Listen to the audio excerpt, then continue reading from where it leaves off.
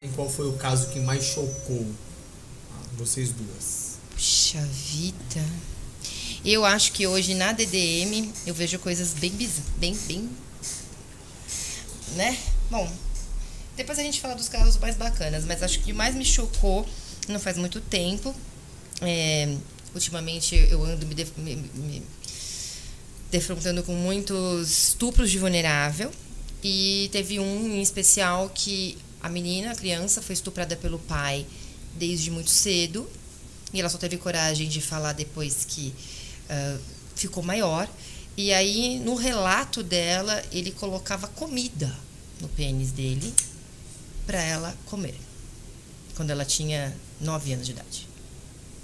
Então, isso pra mim, assim, me causou um... né? E aí, é isso. Acho que os últimos, assim, que tá mais recente, é um pai. E ele fez isso com ela, e fez isso com a outra, e fez isso também com a filha, com a enteada. Mas não nesse nível. A pior foi com a própria filha. Que ele colocava alimento, ele passava mel, passava Danone. Então, assim, pra mim isso foi... depois de quanto tempo que ela foi... Ele começou fazendo isso com ela, depois ele teve conjunção carnal aos 12. E aí ele, aos 16, ela conseguiu falar. Ela sofreu 7 anos. Sim.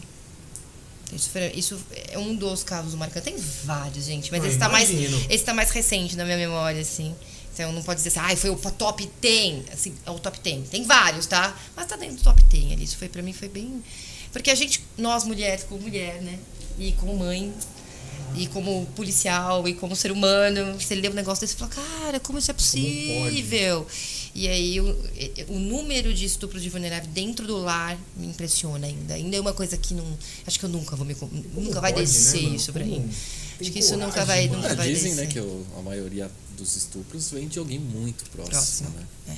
Então acho que isso eu nunca vou me... Conseguiu efetuar a prisão? A gente pediu a prisão dele e ele... porque isso não foi em flagrante, né? Então isso decorreu uma investigação, né? Enfim. Que envolve todo um trabalho de prova. Eu perdi a prova. A prova material disso foi perdida, você concorda? Porque isso aconteceu quando ela era uma criança. Só que, graças a Deus, né, a doutrina majoritária, ela se apoia muito no depoimento da vítima.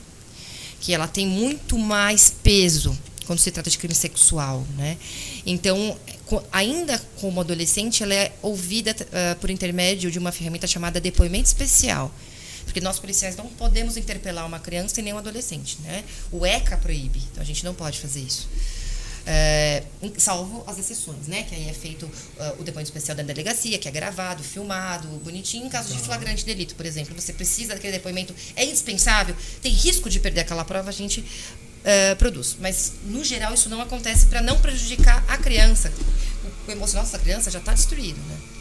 Então, é feito em ambiente acolhedor, com psicólogo, etc.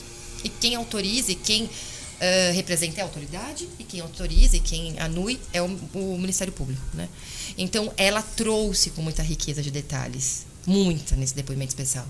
Então, isso tem peso na hora de julgar. E né? Como se, assim, aconteceu há vários anos atrás, não tinha a prova. Na época tinha, né? A prova material, que é coleta de DNA, essas coisas, elas se perderam, né? O DNA se perdeu ali. Lógico, vai fazer um exame sexológico para comprovar o defloramento, mas ela tem 16 anos, é uma menina que pode ser que já tenha vida sexual ativa, então o defloramento já fica prejudicado. Então é a voz dela. Como a gente tem mais 2 vítimas, então aí a gente fecha melhor essa história. Mas ela sozinha assim mesmo, né? Ela tem força, o depoimento dela tem força. Então, a gente às vezes enfrenta muitos casos, meninas que foram vítimas quando criança e veio noticiar o fato depois dos 20 anos de idade, quando já está casada. Porque a vida dela foi muito pesada, foi muito difícil e ela carrega aquilo com ela para a vida.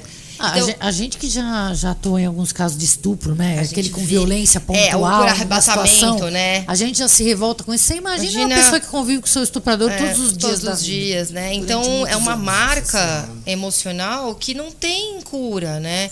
Então, a gente faz... Sempre vai lembrar, né? Então, a gente acolhe, a gente dá voz para essa vítima, né? A gente tem que dar voz para elas. Porque tá falando, porque o cara é famoso, o cara é rico. Dá voz primeiro. Se for mentira, depois a investigação vai provar. mas a gente primeiro tem que acolher e dar voz. Né? Então, para mim, isso é muito marcante e eu acho que foi uma virada.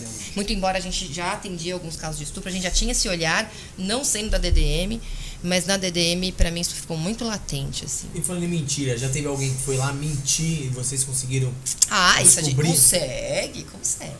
Você tava comigo aquele dia que o cara Segue, a gente reverte, aí faz a comunicação falsa de crime. Liberar um carro com uma procuração falsificada. Foi eu que peguei. Lembra? Eu peguei e falei... Tá esquisito. Vou levantar. Essa daqui ela é terrível, ela tem um olho. Aí a gente já reverteu na hora ele. De vítima ele passou indiciado na hora, assim, ó, papum. Agora, o caso chocante que eu trabalhei, a Amanda acho que não estava, que estava no terceiro já, foi depois do homicídio? Duplo homicídio? É. Você estava? Não, acho que não. A gente só foi daquele cara que a gente foi no mato achar o corpo, que já tinha virado árvore. Tantos, né, mano, que... Não, teve a gente trabalhou nos casos emblemáticos. Esse daí ficou 9 meses desaparecido, a gente sabia que tinha tido homicídio, mas não sabia, não tinha mato, corpo. Lá na Serra do Mar, pra ver, o cara já tinha virado... assim, Deus me livre e guarde falar isso, né? Mas ele já aparecia, já fazia parte do meio ambiente, né? Eu não conseguia. Eu vi lá no IML e falei, cadê o corpo? Porque eu não tô entendendo nada. Mistura, sedimento. Esse aí foi punk, mas... O que eu ainda acho mais... Esse foi chocante, mas o que eu acho mais chocante foi aquele caso do pai e a filha. Que a gente estava segunda-feira na delegacia, tinha sido o Dia das Mães, no domingo anterior. Aí chega a PM e fala, doutora, saindo para o almoço já, doutora, tem uma casa, 2 corpos numa casa. Eu falei, 2 corpos não pode ser. Não coisa boa. Coisa natural. É crime. É crime e é pesado. Aí acabou o almoço, né? Fomos lá pro local, chegamos lá, logo que eu entro na sala da casa, eu já vejo a escada da casa tinha uns vazados assim, ela com a mão amarrada numa parte da escada e os pés amarrados mais pra frente e uma almofada na cara. Aí a gente entra pra cozinha, o senhor encostado na parede com um saco no rosto, tudo marca de sangue assim. Aí ela foi morta, eles foram mortos a pancada, né? E aí isso foi numa segunda-feira. E assim, aquela cena foi uma cena assim muito perturbadora. Que você percebe, deu pra perceber o ódio que aconteceu lá. O sofrimento daquelas pessoas, né? E depois nós trabalhamos aí muito rápido e muito certeiramente. E na quarta-feira o autor desses 2 homicídios estava preso. Na quarta-feira, 2 dias depois. E qual foi a causa? Assim? A motivação. Então ele era inquilino. O senhor ele tinha muitos imóveis e ele alugou um imóvel para essa pessoa. Para ser um restaurante na frente e uma casa no fundo. E ele logo no começo teve dificuldade, começou a ter muita dificuldade para pagar o aluguel. E a filha do senhor ficou pressionando ele para pagar de uma forma até um pouco ríspida, exagerada, até chegou a humilhar ele. E ele ficou meio transtornado, sei lá, se é que dá para justificar, né? Não, justificar não dá, mas explica, né? E ele, acho que ele se viu sem saída, não tinha muito o que fazer. Nossa, me lembrou um outro caso da mulher que gravou a própria morte. Nossa, lembrei disso agora. Esse foi aquele... Lembra do segundo do No? Sim, esse caso também foi bem interessante, né? Um senhor começou a sair com uma moça. E a mãe era contra porque ele era muito mais velho. Ele era um idoso. E ele, sabendo, e ele foi provocado, porque aí essa moça traiu ele, traiu ele com um homem casado, e a mulher desse homem casado botou fogo na lenha, mandou várias fotos e várias mensagens da traição para esse idoso.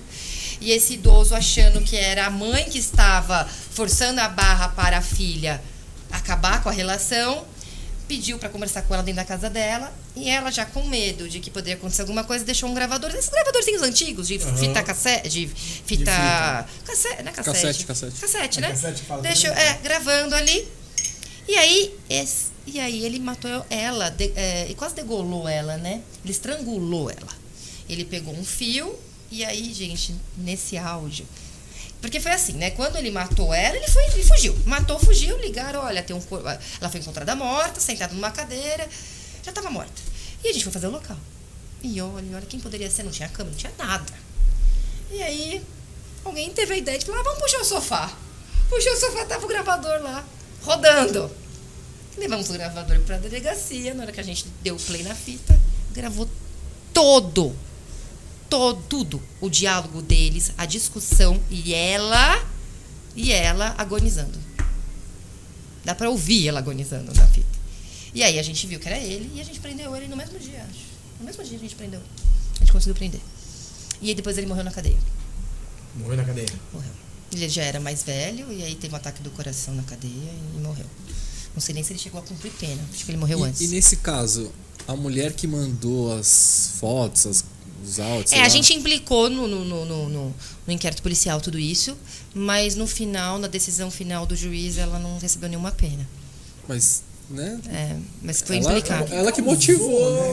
Mas implicou. Mas Porque é que tá, no Brasil a gente tem a teoria do mas crime, ajudou. né? E a nossa teoria do crime é a teoria do crime Ela que colocou a linha na fogueira tipo assim, ali, não vai. tira a culpa do cara, porque ele Não. que tomou a decisão. Mas assim, teve uma motivação. Mas aqui a gente aplica uma teoria do crime que é baseado na teoria do crime alemão, né? Voltada para o direito penal alemão. Se fosse o direito penal americano, talvez ela fosse atingida, mas aqui no Brasil, né? Talvez não.